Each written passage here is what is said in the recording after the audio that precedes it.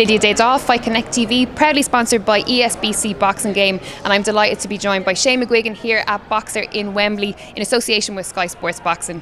Congratulations, how are we feeling? Yeah, great, thank you. I mean, we've got 2 wins, got 2 knockouts, so very, very happy with the work that we put in. It's early stages of both of their sort of careers, so it's we can't get too far ahead of ourselves, but we got the job done tonight.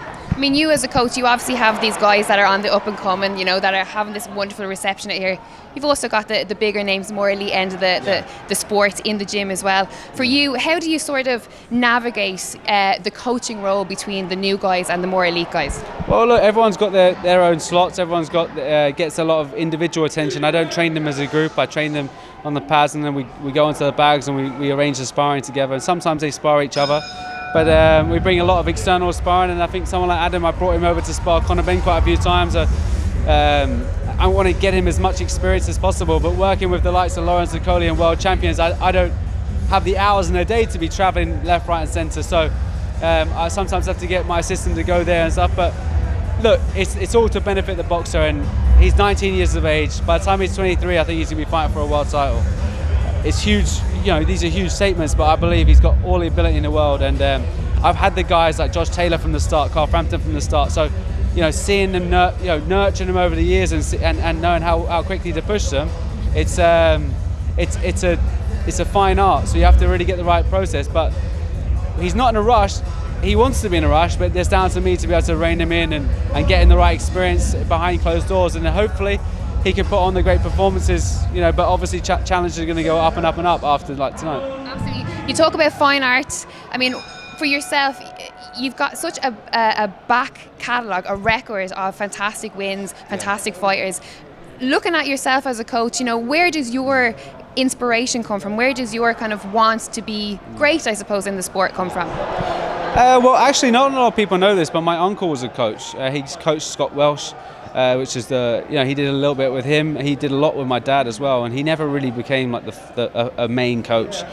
Sadly, he passed away in 1994, but he was a fantastic boxing brain. So, I look at the likes of people like Freddie Roach, people like Ryan Garcia, and then previously people like Emmanuel Stewart and stuff like that. I want to train as many world champions as possible, but coaching's in my bloodline. My dad was a very good coach. He trained me as an amateur, and he had a great eye for it. So.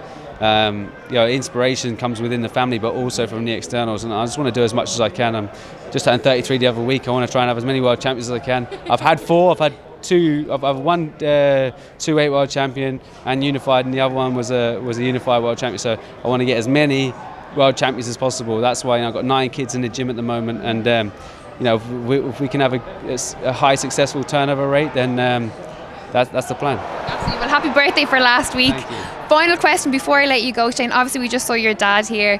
Yeah. Being Irish, your dad has such a legacy within the sport and in Ireland. We're also proud of everything that he's done in the sport. How is it for you to get to share these moments, these nights with your dad?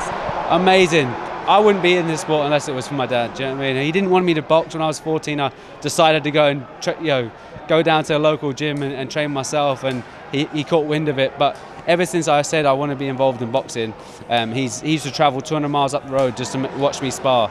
And look, after myself going into the coaching role, he's always been there. He's always been in the gym, and he's a huge asset for me to have within the team, because I didn't win a world title, I didn't box professionally. So for these kids to come through and say, oh well, I don't know what it's like.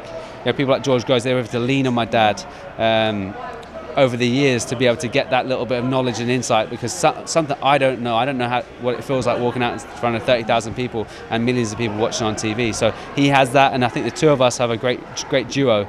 But it's something I really I massively cherish, because it's so nice to be able to work so closely with your dad, and I'll always keep him involved, because he's been my role model for many years. Yeah, well, it's a lovely finishing touch to our interview there, and I'm glad that you said that, because it's a pleasure for us as boxing fans as well to see the relationship. Thank you so much, Shane McGuigan, for Fight Connect TV.